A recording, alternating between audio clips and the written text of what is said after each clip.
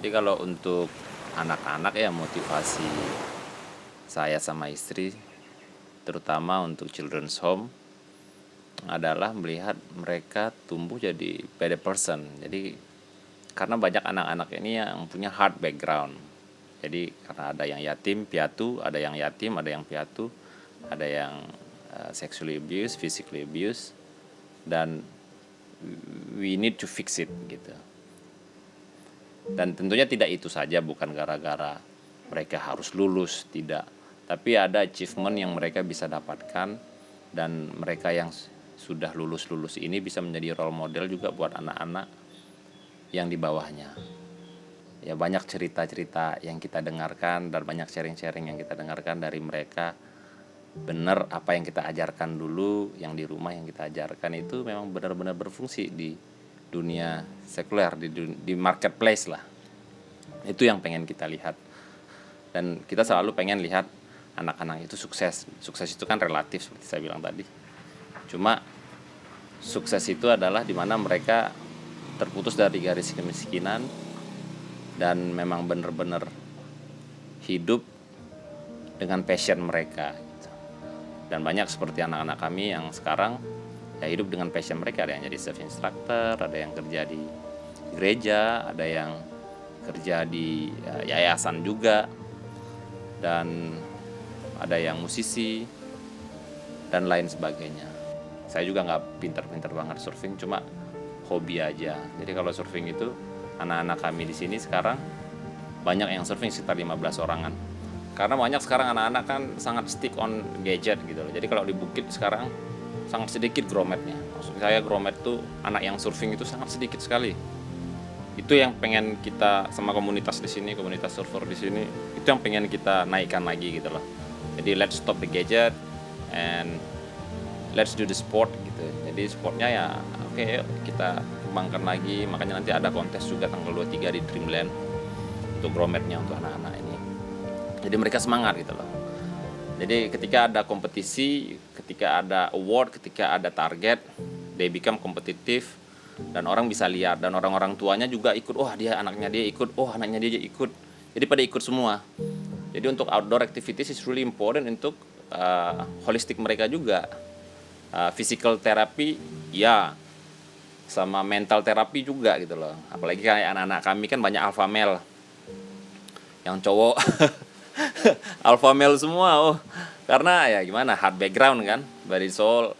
Jadi energinya tuh harus dihabiskan di mana, di laut. Pulang dari laut surfing 2-3 jam, nyampe rumah udah nggak bikin ribut gitu loh. Nggak ada yang berantem, udah capek kan, ngapain berantem, udah capek, makan, kerja sedikit kan, bersih-bersih, udah tidur. Besoknya pagi belajar sampai siang, bersih-bersih, pelayanan di rumah, surfing lagi 2-3 jam, kadang 4 jam kalau libur. Pagi surfing, sore surfing, 2 sesi kalau udah libur tuh. Jadi berkahnya itu secara physically they good, mentally they also good, dan sehat kan, it's very healthy lah. Ini setiap tahun kami ada target. Jadi tiap tahun tuh biasanya anak-anak kami bawa trekking juga, seperti yang tadi Mario bilang, kami bawa trekking. Jadi dulu kami pertama tuh dari Batur tuh, dari yang paling pendek, Batur, Abang, Keijen sempat ke Abang. Habis itu yang terakhir tuh kami yang paling tinggi ya Gunung Agung, 3.100 meter kan. Jadi tiap tahun ada yang kita conquer gitu loh. Jadi achievementnya, oh kita bisa. Dan sebelum trekking semua udah harus latihan kan. Satu bulan sebelumnya udah latihan lari, latihan jalan, latihan di tangga green ball itu bolak-balik. Harus persiapan. Jadi pas naik aman, gak ada yang ketinggalan. Hampir setiap hari kita surfing ya. Sore itu hampir setiap hari surfing. Dan di surfing itu ya mereka belajar banyak ya. Ya belajar persistence, belajar harus berani ya, karena harus ada etika juga di surfingnya, harus ada etika, surfing etiket itu di air bagaimana, respect the elder, menghormati orang yang lebih tua di air ya, di laut, dan juga respect the locals. Nah, itu banyak yang mereka pelajari di situ. Dan jika mereka ikut kontes, ya mereka juga belajar berkompetisi, compete, dan mendapatkan teman baru gitu loh.